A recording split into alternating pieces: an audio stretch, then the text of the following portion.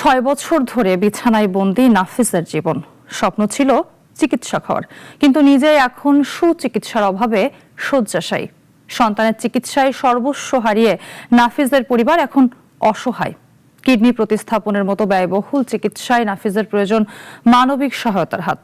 মৃত্যুর সঙ্গে লড়তে থাকা নাফিসকে ফিরে পাবে স্বপ্নের পথে হাঁটার সুযোগ। রংপুর প্রতিনিধি ফাহাদ হোসেনের প্রতিবেদনে আরো জানাচ্ছেন প্রিয়াঙ্কা সেন।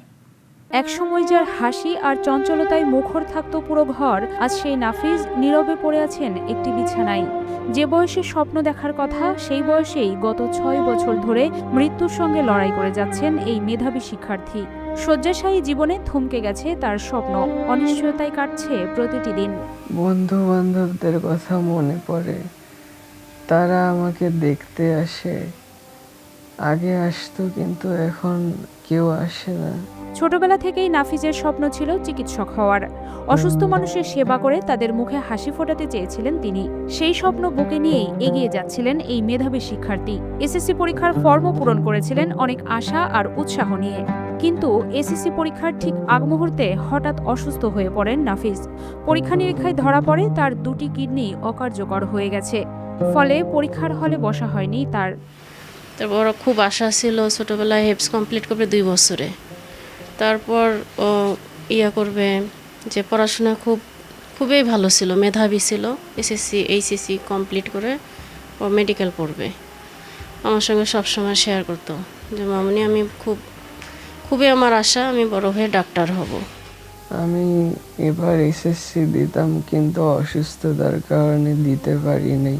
রংপুরের গঙ্গাচড়া উপজেলা স্বাস্থ্য কমপ্লেক্সের সিনিয়র স্টাফ ফরিদুল ইসলামের ছোট ছেলে নাফিজ প্রতিদিন অসংখ্য রোগীর সেবায় নিজেকে উৎসর্গ করে দিলেও নিয়তির নির্মম পরিহাসে আজ নিজের সন্তানের মরণ ব্যাধির সামনে দাঁড়িয়ে আজ তিনি অসহায়। আমি ফরিদুল ইসলাম, আমি সিনিয়র স্টাফ নার্স, বর্তমানে উপজেলা স্বাস্থ্য কমপ্লেক্সে গঙ্গাচড়ায় কর্মরত আছি। আমার 2 ছেলে 1 মেয়ে। ছোটো ছেলে নাফিস, সেই 6 বছর থেকে তার চিকিৎসা চলছে। সে অনেক মেধাবী ছাত্র ছিল, আজকে সে চোখের সামনেই ঝরে যাচ্ছে। ছোটবেলা থেকেই নাফিজ ছিলেন মেধাবী ও ধর্মপ্রাণ। নিয়মিত নামাজ আদায় করতেন, মসজিদে আজান দিতেন এবং ছোটবেলা থেকেই মসজিদের নানা সেবামূলক কাজে নিজেকে নিয়োজিত রাখতেন। নাফিজ আসলে খুব মেধাবী একজন ছাত্র ছিল। সে ক্লাস 3-তে তখন সে মসজিদে যাতায়াত করতো। সেখানে মসজিদে আজান দিত, নামাজের পাবন্দি করতো, মানে মসজিদের প্রতি তার একটা আলাদা টান ছিল আর কি। সেক্ষেত্রে হঠাৎ করে আমরা বিষয়টা যখন অনুধাবন করতে পারলাম, তখন তাকে চিকিৎসার আওতায় নিয়ে আসি। সেক্ষেত্রে তখনই তার ধরা পড়ে যে তার কিডনি ড্যামেজ। দীর্ঘ 6 বছর ধরে জমানো সব সঞ্চয়, সহায় সম্বল বিক্রি এবং স্বজনদের সহযোগিতায় নাফিজের চিকিৎসা চালিয়ে এসেছে পরিবারটি। কিন্তু এখন তার পিঠ দেয়ালে ঠেকে গেছে। একদিকে চোখের সামনে সন্তানের জীবন ধীরে ধীরে নিভে যেতে দেখছেন, অন্যদিকে অর্থাভাবে প্রয়োজনীয় চিকিৎসাও করাতে পারছেন না। নাফিজকে বাঁচাতে নতুন করে কিডনি প্রতিস্থাপন প্রয়োজন, যার জন্য দরকার বিপুল অর্থ। আমি তো কিডনি দিতে পারতাম বাবা, কিন্তু আমার তো কিডনি চলবে না, আমার বয়স হয়ে গেছে, আমি কিভাবে কিডনি দেই? মানে ওর অবস্থা খুবই খারাপ। মা হয়ে এটা আমি সহ্য করতেই পারতেছি না।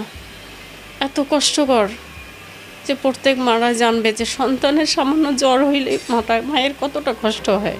সন্তানের জীবন বাঁচাতে এখন সমাজের মানবিক মানুষের সহযোগিতার আশায় তাকিয়ে আছে নাফিজের পরিবার। দীর্ঘদিনের এই কঠিন লড়াইয়ে পাশে দাঁড়াতে সমাজের বিত্তবান ব্যক্তি ও সহায়তাকারী প্রতিষ্ঠানগুলোর প্রতি আকুল আবেদন জানিয়েছেন নাফিজ ও তার পরিবার। প্রধানমন্ত্রী সহ আমাদের স্থানীয় এমপি সহ সকলের নিকট আকুল আবেদন আমার সন্তানকে